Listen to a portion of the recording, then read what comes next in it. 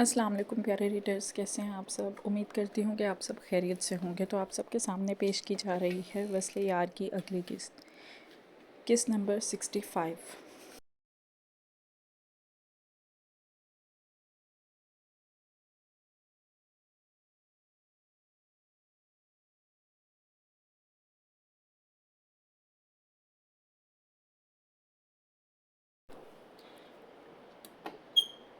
खंसा जो कि कमरे से बाहर धकेली गई थी, इसने इधर उधर देखा और शुक्र किया कि इसको किसी ने नहीं देखा।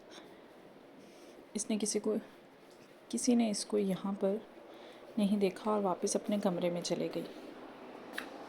पलवशा ने दरवाज़ा बंद किया और दरवाजे के साथ टेक लगाकर एक लम्हे के लिए खड़ी हुई।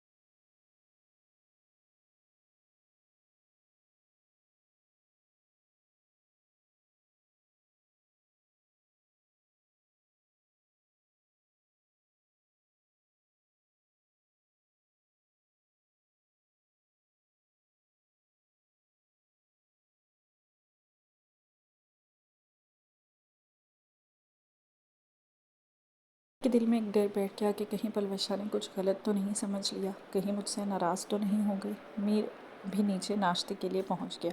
नाश्ते के दौरान मीर ने कितनी बार नज़रें उठाकर पलवशा की तरफ देखा था, लेकिन इसने एक मर्तबा भी मीर की तरफ देखना गवारा नहीं किया। नाश्ता हो गया। नाश्ते के बाद सब दीवान खाने में बैठे हुए थे कि मीर से बर्दाश्त नहीं हो रहा था कि पलवशा इसको नज़रअंदाज कर रही है। वो अपनी जगह पर खड़ा हुआ और बोला, मैं कमरे में जा रहा हूँ, 2 मिनट के लिए आकर सूटकेस से कपड़े निकाल दो।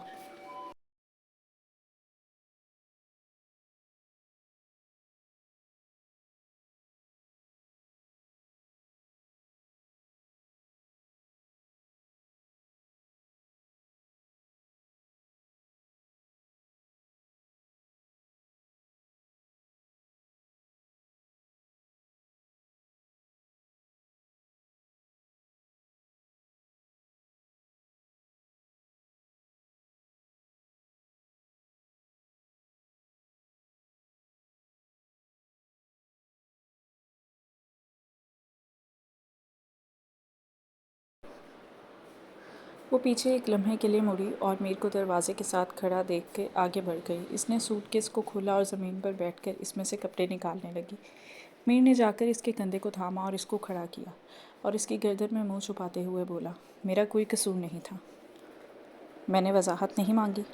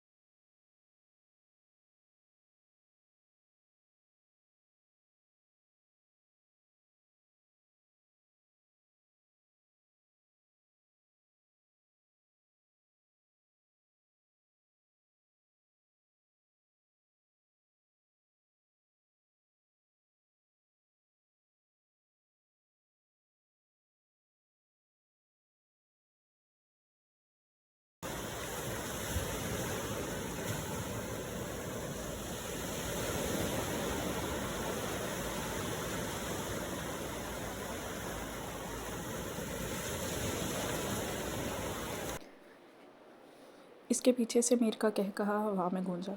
मीर ने सफ़ेद शलवार कमीज़ ज़ेब तन की और कमरे से निकल गया और थोड़ी देर में ही हवेली से निकल गया। इसको ज़मीनों पर जाना था। पलवशा, माहा और हुस्ना साथ बैठी खुशगपियों में मसरूफ़ थी। माहा इनको अपनी जान से प्यारी बिल्ली की कहानियाँ सुना रही थी जो पलवशा बड़ी ही दिलचस्पी से सुन रही थी। वो लॉन में जाकर मानो के साथ लिए टहल रही थी। हुस्ना पलवशा से इसके मशगले के बारे में जानकर बहुत खुश हो रही थी। यूं ही शाम हो गई और इनको वक्त गुजरने का अंदाज़ा ही नहीं हुआ।